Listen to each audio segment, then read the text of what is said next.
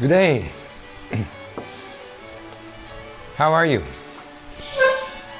So come and join me again for another food trip.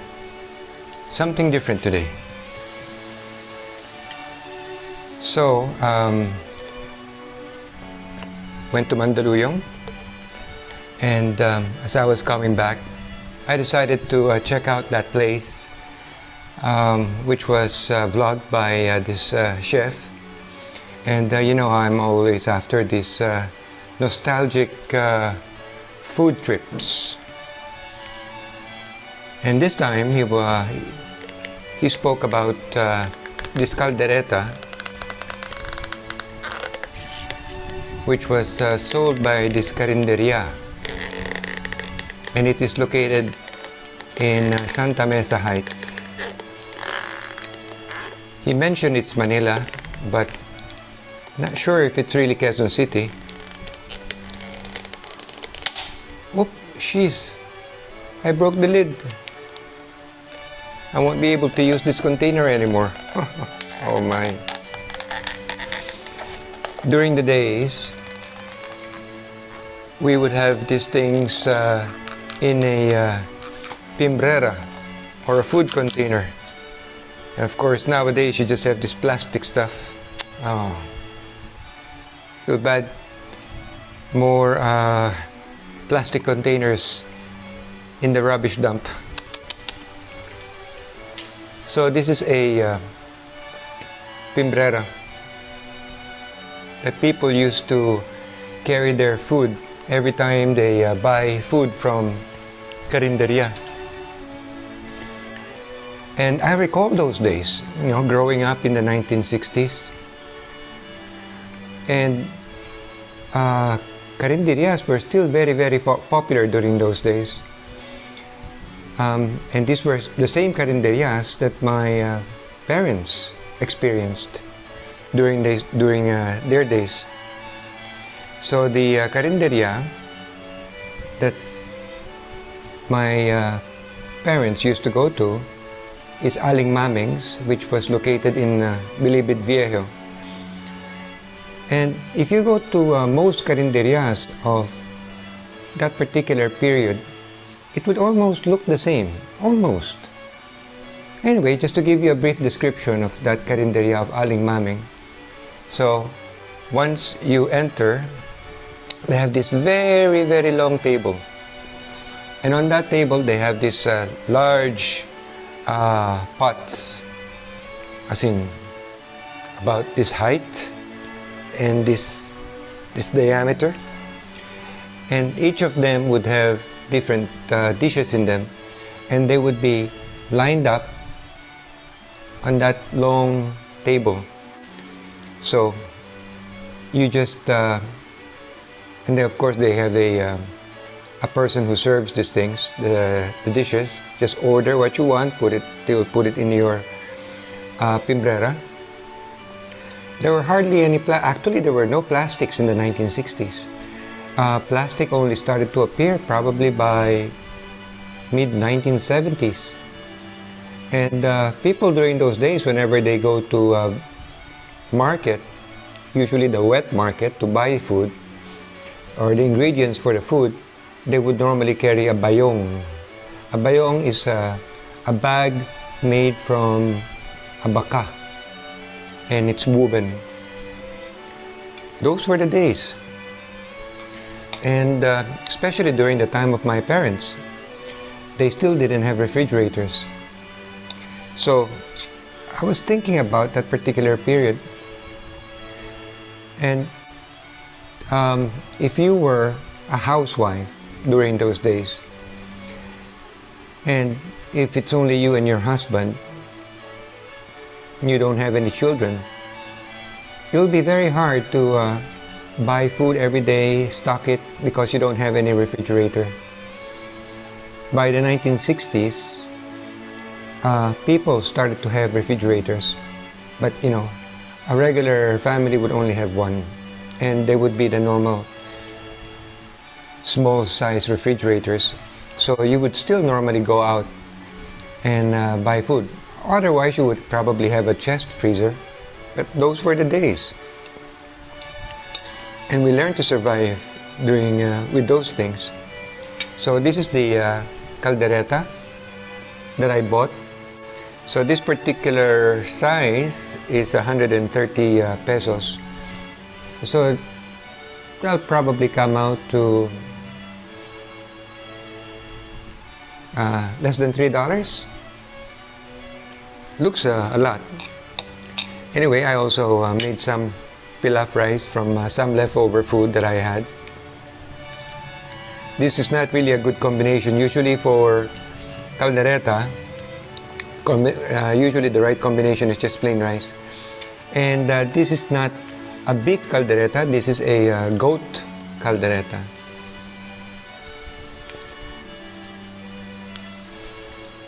So one thing that attracted me to buy this was when he mentioned that the way it was cooked the authentic way.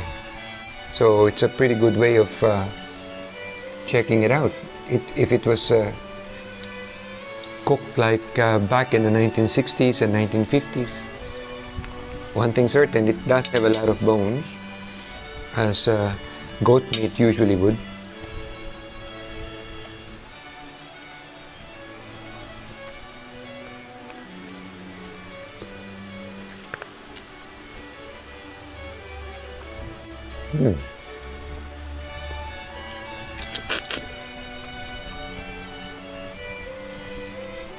Tasty.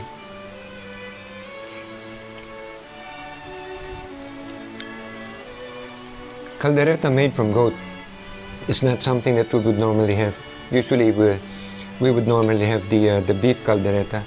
And of course, during those days, when they say kaldereta, it's usually beef kaldereta. They never make it out of pork. So but the authentic way is really supposed to be goat.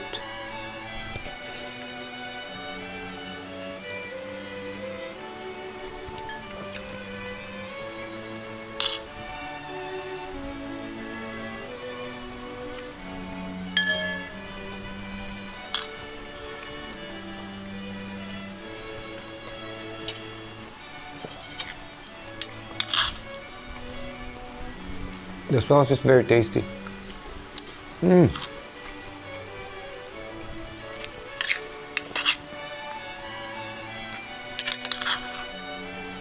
very bony.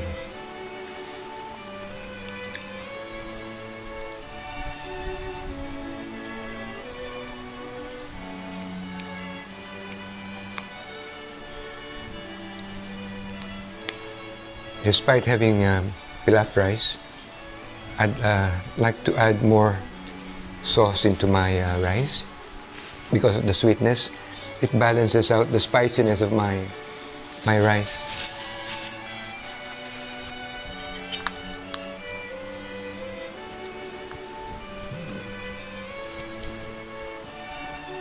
Well, that's more like it.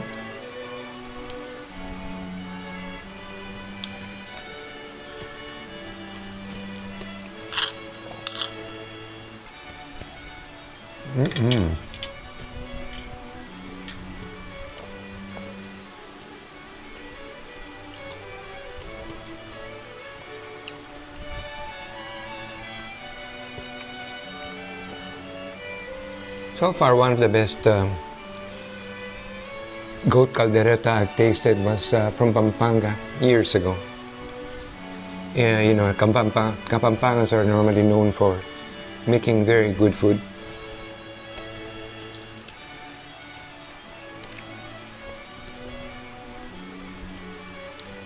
So with all this talk about, adobo, about the being, is it Filipino, is it Spanish, or however it was, it came out to be. One thing certain, it is distinctly, the way we make our food, it is distinctly ours. So even if it's a Southeast Asian dish, inspired or not common Southeast Asian food that's made in the Philippines, it would still have that distinctly Filipino character to it, because it's just us, and we have our own ingredients, we have our own way of doing things,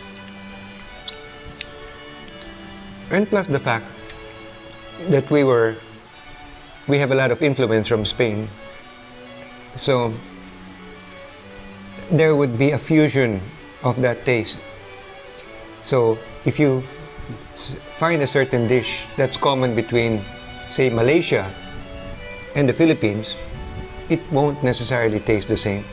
So it doesn't really matter where it comes from or who originated it, but what's important, it's Filipino version of that particular dish.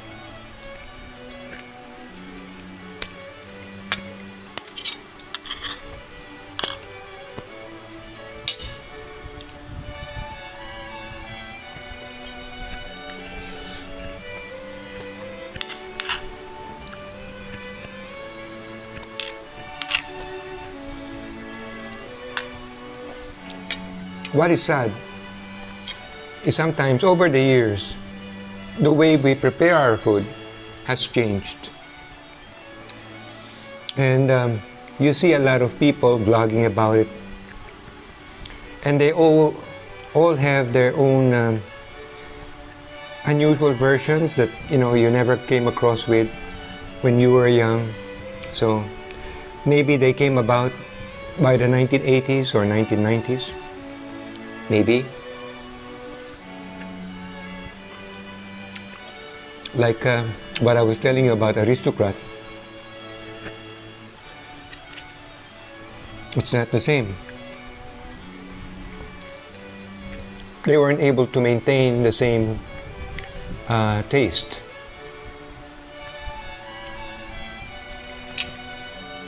I think this $130 is just enough for me.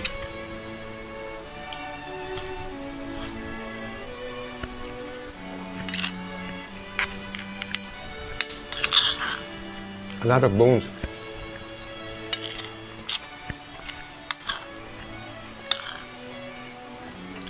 But the sauce is very tasty.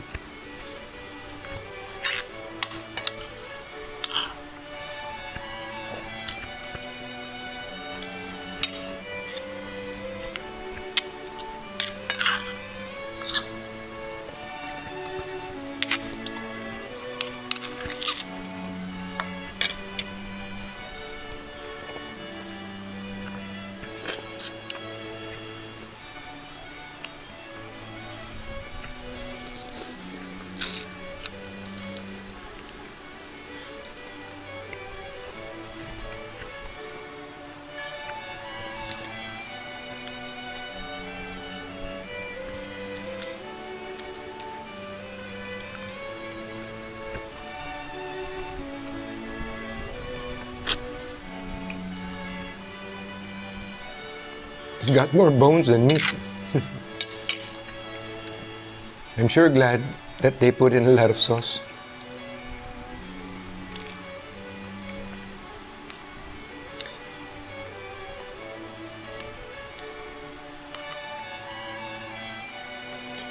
But this looks like an authentic kaldereta. I'm not disappointed. But this is a particular version of kaldereta that doesn't have peanut butter. Because sometimes they put, it's either peanut butter or they sometimes put potted meat to make kaldereta. This particular version doesn't.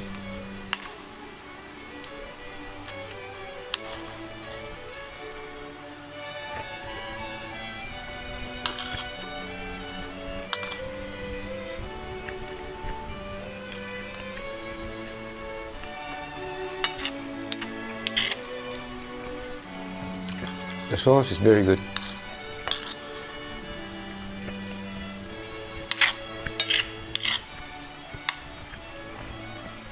I'm impressed with the sauce.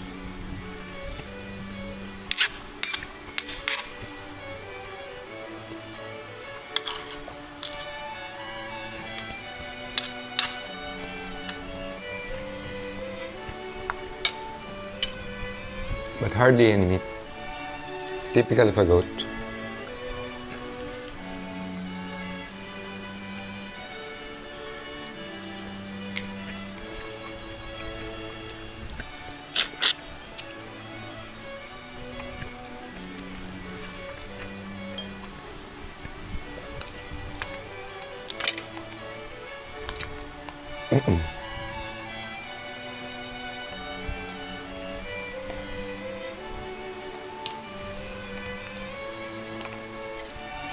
So that place is near Amoranto and Banawe. Now that I know, I went to the place the wrong way. Not easy going on a motorbike when you're searching for these places because I couldn't use Waze.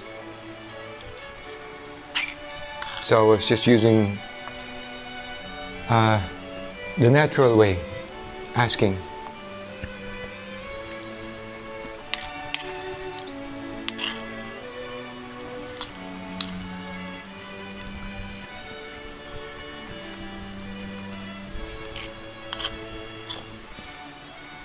And if you guys remember, there's a movie, Ratatouille. And there's a particular portion in that movie wherein the rat made a dish, which is ratatouille, and served it to the critic, and he was blown away because it brought him back to his childhood. And that is what I'm after. I don't know how many more people of my generation also look for that sort of thing, because most of the food that we taste nowadays had changed over the years. Probably unless you go to the provinces.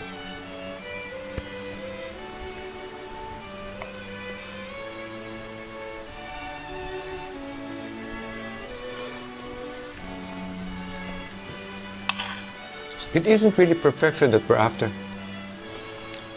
How many parents do we have that really good cooks real good food?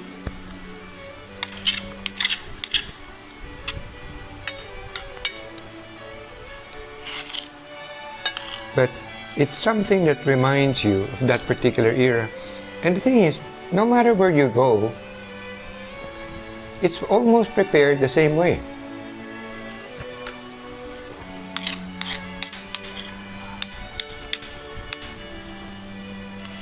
And of course, whenever we have an affair, like a party or something, the family would always order their food from Aling Maming. And of course, that is the time she comes out with her special dishes. And of course, the most popular dish during those days was isdang de mayonesa, which was a fish about this big. And it was amazing. I'm not really very sure what's the name of the fish. Maybe it's Maya Maya or something.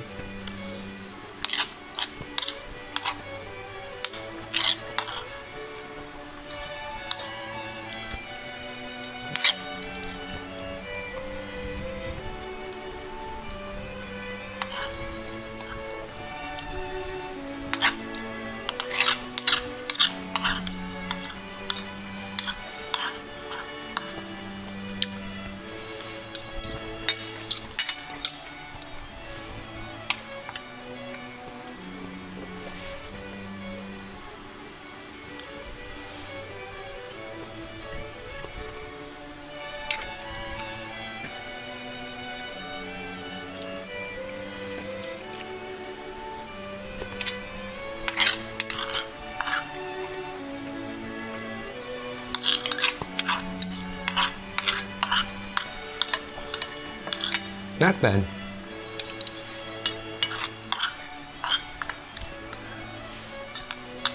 Does it remind me of Aling Maming's food?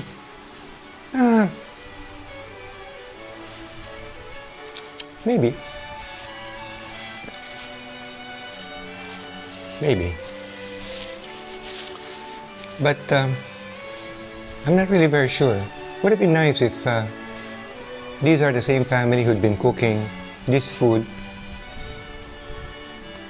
for 50 or 60 years? When I watch those food networks, they have the same family who's been cooking the same dish sometimes for 70 years, 60 years, or the same dish that had been passed on from grandparents to their children and then the children's children. And there used to be a time when our food in Manila was the same way. Oh, excuse me.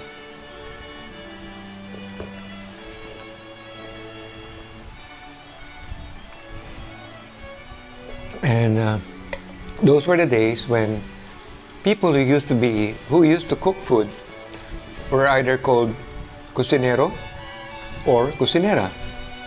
They were not chef. That's one thing I like about that particular vlog of this chef. He was explaining the difference between a chef and a cook. A cook is a cocinero or a cocinera. A chef is a title that you have to earn. Well, finished my dish. Thank you. Have a good day.